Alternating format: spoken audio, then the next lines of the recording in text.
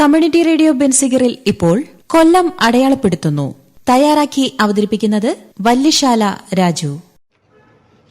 പാലുപോലെ പതഞ്ഞൊഴുകുന്ന പാലരുവി. സഹ്യാദ്രി സാനുക്കളെ തഴുകി ഒഴുകുന്ന പാലരുവി വെള്ളച്ചാട്ടം സഞ്ചാരികൾക്ക് അപൂർവ ദൃശ്യ വിരുന്നാണ് ഒരുക്കുന്നത്.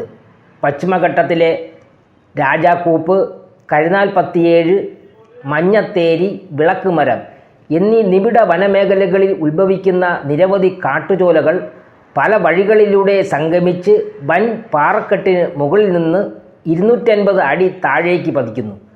ഔഷധമൂല്യമുള്ള അപൂർവം സസ്യജാലങ്ങളെ തൊട്ട് തലോടി ഒഴുകിയെത്തുന്ന പാലരുവിയിലെ ജലം കുളിർമയും സുഗന്ധവും നൽകുന്നു. പാറകളിൽ തട്ടി പതഞ്ഞൊഴുകുന്ന ജലധാരയ്ക്ക് പാലിൻ്റെ വെണ്മ നിറമാണുള്ളത്. പാലരുവി എന്ന പേര് വന്നത് അങ്ങനെയാണ്. പ്രകൃതിയുടെ വന്യശോഭയും വന്യമൃഗങ്ങളുടെ സാന്നിധ്യവും സഞ്ചാരികൾക്ക് വിസ്മയ കാഴ്ച തന്നെ നൽകുന്നു.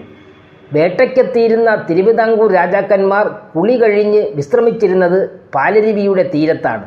തിരുവനന്തപുരത്ത് നിന്ന് 80 കിലോമീറ്റർ കുതിരസവാരി നടത്തിയാണ് രാജാവും പരിവാരങ്ങളും അക്കാലത്ത് ഇവിടെ എത്തിയിരുന്നത്. ശ്രീ ചിത്ര തിരുനാൾ മഹാരാജാവ് നിർമ്മിച്ച കൽമണ്ഡപവും കുതിരാലയവും വിശ്രമ കേന്ദ്രവും ഗതകാല പ്രൗഢിയോടെ ഇവിടെ അവശേഷിക്കുന്നു. 2 മണ്ഡപങ്ങളിൽ ഒരെണ്ണം 1992 വെള്ളപ്പൊക്കത്തിൽ ഒലിച്ചുപോയി.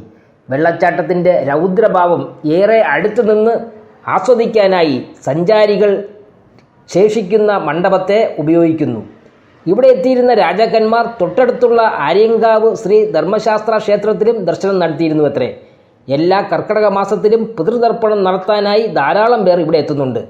കൊല്ലം ചെങ്കോട്ട ദേശീയപാതയിൽ ആര്യങ്കാവിൽ നിന്ന് വനാന്തരത്തിലൂടെ 4 കിലോമീറ്റർ സഞ്ചരിച്ചാൽ പാലരുവിയിലെത്താം.